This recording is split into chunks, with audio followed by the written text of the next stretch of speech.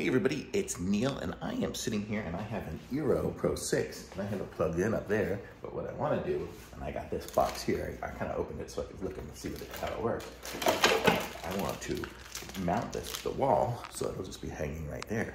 So I'm going to show you guys how we do that here with this particular kit. Let me put you guys up here and I will assemble this while we stand here. So we get these, so this is the thing that it will mount into, so it's going to go inside there like that.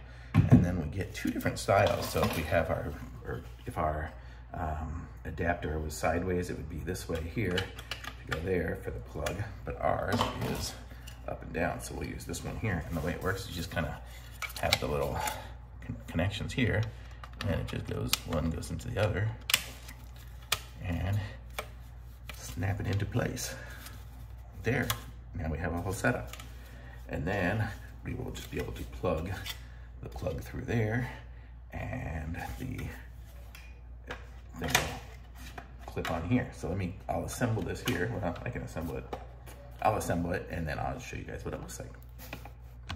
Okay, so you can see what I did is I put the plug in through there, put this right here so it's holding on, and then the wires go through here, and I just kind of wrapped them around in circles.